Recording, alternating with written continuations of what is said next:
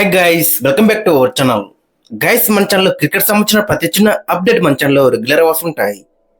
ఇంకా మన ఛానల్ని సబ్స్క్రైబ్ చేసుకోకపోతే గైస్ వెంటనే సబ్స్క్రైబ్ చేసుకోండి అండ్ పక్కన బెల్ ని యాక్టివేట్ చేసుకోండి. అండ్ అదే ఇంకా మన వీడియోని లైక్ చెప్తే గైస్ వెంటనే లైక్ చేసి మన వీడియోలోకి అయితే ఎంటర్ అవుదాం. గైస్ తప్పకుండా లైక్ చేయండి, లైక్ చేస్తే మన వీడియో మనకి ఫాస్ట్ రీచ్ అవుతుంది. ఇక India versus Australia second ODI. ఇక ఈ మ్యాచ్ వచ్చేసి అడలైడ్ ఓవర్లో జరగబోతుంది. ఇండియా అండ్ ఆస్ట్రేలియా మధ్య జరిగిన ఫస్ట్ మ్యాచ్ లో మనం చూసినాక వర్షం ఏ విధంగా ఇబ్బంది పెట్టిందో.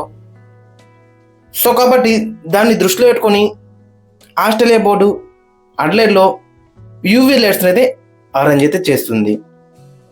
అంటే ఇక్కడ కూడా అడలైడ్ లో కూడా వర్షం అయితే ఉంది, డే బిఫోర్ వర్షం ఉంది. పిచ్ లో చాలా మ్యాచ్ అయితే ఉంటుంది. సో దాన్ని అరికట్టడానికి యూవీ లైట్స్ డిఫరెంట్ టెక్నాలజీని అయితే వీళ్ళైతే వాడుతున్నారు. సో మరి చూద్దాం మరి ఏ విధంగా ఉంటుంది అనేది ఇంట్రెస్టింగ్ గా నడుతుంది. పిచ్ మాత్రం కొంచెం బ్యాటింగ్ ఫ్రెండ్లీ వికెట్ ఉంటుంది, కొంచెం స్పిన్నర్లు కూడా హెల్ప్ అయితే ఉంటుంది. ట్రూ వికెట్ అని చెప్పుకోవచ్చు. ఇక్కడ మొత్తం 86 మ్యాచ్ల్లో 44 మ్యాచ్లు ఫస్ట్ బ్యాటింగ్ వేసి గెలిచిళ్ళు, 39 మ్యాచ్లు సెకండ్ బ్యాటింగ్ వేసి అయితే గెలిచిళ్ళు. ఒక మ్యాచ్ టై అయింది. ఆవరేజ్ స్కోర్ చూసుకుంటే 232, హైయెస్ట్ స్కోర్ వచ్చేసి 369, లోయెస్ట్ స్కోర్ వచ్చేసి 70. సో ఓవరాల్ చూసుకుంటే పిచ్ అనేది ఈక్వల్ ఉంటుంది అటు బ్యాటర్లకు కానీ బౌలర్లకు కానీ. ఇక టీమ్ విశేషాలకు అయితే ఫస్ట్ మనం ఆస్ట్రేలియా టీంని ఒకసారి చూసుకుంటే, మరి ఆస్ట్రేలియా ఫస్ట్ మ్యాచ్ మనం చూసినాక ఏ విధంగా డామినేట్ చేసిలో కొంచెం వీళ్ళకి వెదర్ అండ్ పిచ్ కూడా అనుకూలించింది, టాస్ కూడా అనుకూలించిందని చెప్పుకోవచ్చు. సో అన్ని వైపులో కూడా వీళ్ళకే లాస్ట్ మ్యాచ్ లో మద్దతు లభించింది. బట్ మెయిన్ గా చూసుకుంటే వీళ్ళ బ్యాటింగ్ లో వచ్చేసి మిచెల్ మార్ష్ హెడ్, ఇద్దరు మినహాయిస్తే గిట్ట తర్వాత వీళ్ళకి ఎక్స్పీరియన్స్ అయితే లేదు.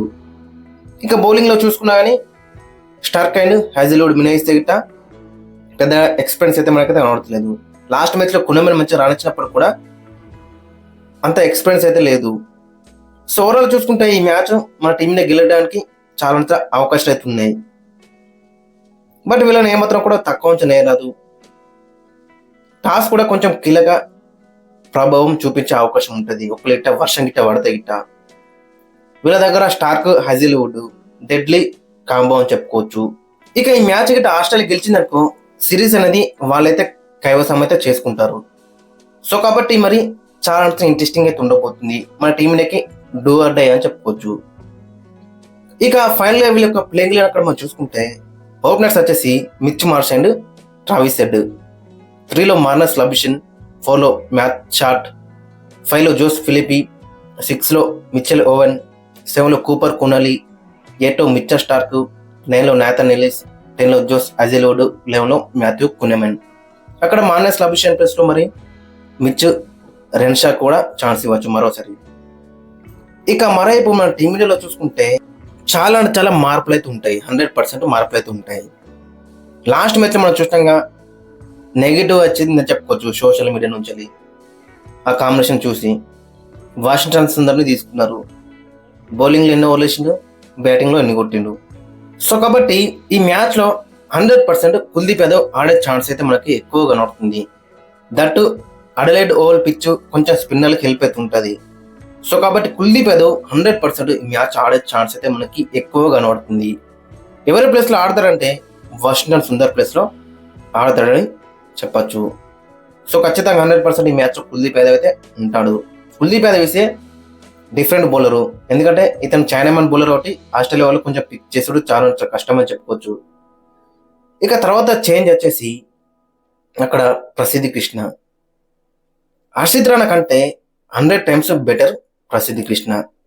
మీరు ఎక్కడ చూసినా కానీ, ఆస్ట్రేలియాలో చూసినా కానీ, ఇండియాలో చూసినా కానీ, ఐపీఎల్లో చూసినా కానీ, T20Isలో చూసినా కానీ, ఓడిఎస్లో చూసినా కానీ, టెస్ట్లో చూసినా కానీ 100 times బెటర్ ప్రసిద్ధి కృష్ణ హర్షిత్ రాణా కంటే. పర్పుల్ క్యాప్ గెలుచుకున్నాడు అక్కడ ఐపీఎల్లో. హర్షిత్ రాణా ఎన్ని వికెట్లు తీసిండు, తన ఎకనామీ ఏంది. సో అవన్నీ మనం చూసుకుంటే 100 times బెటర్ ప్రసిద్ధి కృష్ణ. బట్ హర్షిత్ రాణానే వీళ్ళైతే కట్ చేస్తున్నారు, లేపుతున్నారు గట్టిగానే. బట్ అతను ఇచ్చే పర్ఫార్మెన్స్ ఏం లేదు. లాస్ట్ మ్యాచ్ మనం చూసినాక 2 షాట్ వేస్తున్నాడు, లేదంటే 2 పుల్ వేస్తున్నాడు. ఏదో ఒక బాల్ మంచిగా వస్తుంది, కన్సిస్టెంట్ ఆ బాల్ అయితే వేయలేకపోతున్నాడు. సో కాబట్టి 100% ఈ మ్యాచ్ ప్రసిద్ధి కృష్ణకి ఛాన్స్ ఇవ్వాల్సిందే in place of Harshit Rana. ఇక ఈ మ్యాచ్ లో మెయిన్ ఫోకస్ వచ్చేసి రోకో పైన ఉంటది. ఫస్ట్ మ్యాచ్ లో మనం చాలా అంటే ఎక్స్పెక్టేషన్స్ అయితే పెట్టుకున్నాం ఇద్దరి పైన. ఇద్దరు కూడా టూ మచ్ డిసప్పాయింట్ చేసిళ్ళు. అది పిచ్చు ప్రభావమో లేదంటే వెదర్ ప్రభావమో తెలియదు. బట్ ఇద్దరు దగ్గర నుంచి బిగ్ నాక్స్ అయితే ఎక్స్పెక్ట్ చేస్తున్నాం, అది రాలేదు. ఈ మ్యాచ్ లో ఎక్స్పెక్ట్ అయితే ఎత్తున్నాం మళ్ళీ ఆ బిగ్ నాక్స్ అనేది. ఇక ఫైనల్ ఒకసారి ప్లేయింగ్ లో మనం చూసుకుంటే శుభ్మన్ గిల్, రోహిత్ శర్మ ఓపెనింగ్ లో బర్లోకి దిగుతారు. 3 లో విరాట్ కోహ్లీ, 4 లో శ్రేయస్ అయ్యర్, 5 లో కేఎల్ రాహుల్, 6 లో నితీష్ కుమార్ రెడ్డి, 7 లో అక్షర్ పటేల్, 8 లో కుల్దీప్ యాదవ్, 9 లో హర్షదీప్ సింగ్, 10 లో మహమ్మద్ సిరాజ్, 11 లో ప్రసిద్ధి కృష్ణ. ఇక్కడ మెయిన్ గా చూసుకుంటే ప్రసిద్ధి కృష్ణ అండ్ కుల్దీప్ యాదవ్ అయితే ఈ మ్యాచ్ లో ఖచ్చితంగా ఆడ్ అవుతారు. In place of Harshit Rana and Washington Sundar, ఈ రెండు మాత్రం ఖచ్చితంగా చేంజెస్ అయితే ఉంటాయి. అండ్ బ్యాటింగ్ లో చూసినా కేఎల్ రాహుల్ నెంబర్ 5 లో వచ్చే అవకాశం ఉంది. లాస్ట్ మ్యాచ్ లో అక్షర్ పటేల్ పంపించిల్లు. సో కాబట్టి ఈ మ్యాచ్ లో కేఎల్ రాహుల్ నెంబర్ 5 లో వస్తే బెటర్ అయితే ఉంటుంది. ఇక నితీష్ కుమార్ రెడ్డి కూడా తర్వాత నెంబర్ 6 వస్తే బెటర్ అయితే ఉంటుంది. ఇవైతే చేంజ్ చేసే అవకాశం అయితే మనకి 100% అయితే కనబడుతుంది. గైస్ మరి మీరేమనుకున్నారో ఖచ్చితంగా కింద కామెంట్స్ అయితే మెన్షన్ చేయండి. అండ్ మీ యొక్క ప్లేయింగ్ లో కూడా కింద కామెంట్స్ అయితే మెన్షన్ చేయండి.